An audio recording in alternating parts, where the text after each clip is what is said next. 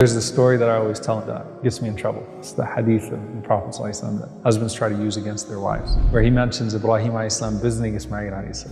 After Ismail has grown up, he's married, and Ibrahim comes to the house of Ismail, and Ismail is not home. His wife answers. His wife does not know that this is her father-in-law, and her father-in-law does not tell her that he is her father-in-law. But she serves this noble-looking old man, and Ibrahim ﷺ says, "How is your situation? Tell me about your situation." And all she does is talk about how horrible everything is.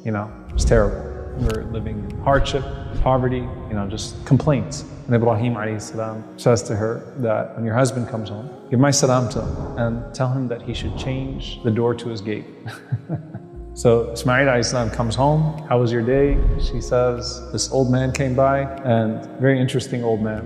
I served him and he asked me how I was doing, and I told him about the difficulties and the hardships we're facing." And Ismail says, "Did he say anything to you? Did he relay anything for me?" She says, "Yes, the old man said that you should change the door on your gate." He's like, "I'm sorry, I can't be with you anymore." So she was the door to the gate, right? And so later on in the hadith, Ibrahim ﷺ goes back and he visits, and this is Ismail ﷺ's wife again, and he goes in, and this is a woman that serves him and says salam. He asks her, "How are you?" SubhanAllah, same situation. Nothing has changed about the house. Nothing has changed about their circumstances. Nothing has changed about their poverty. And she says, "Alhamdulillah, we are doing well.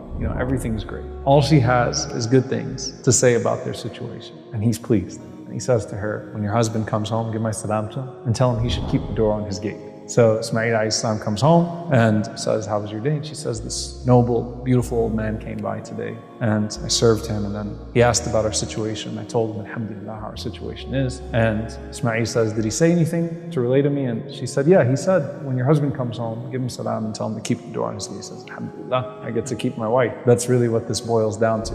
And I tell people, Ibrahim does not like people who complain. That's not the spirit that Ibrahim ﷺ left for us to inherit, right? People who complain, who whine about their situation. Now, the power of this, though, is that both of these women had the exact same situation, but saw life entirely different. So the Prophet ﷺ said, "Look at those that have less than you, not those who have more than you. And with your blessings, look at the blessings you have, not the ones that you don't have." It's powerful. What's the first word you say when you wake up? All praises be to Allah. Alhamdulillah. If you open your eyes as a Muslim, you are to say, Alhamdulillah, right when you wake up. That's how you're tuned. All praises be to Allah who woke me up, who granted me life after death. And to him is our return.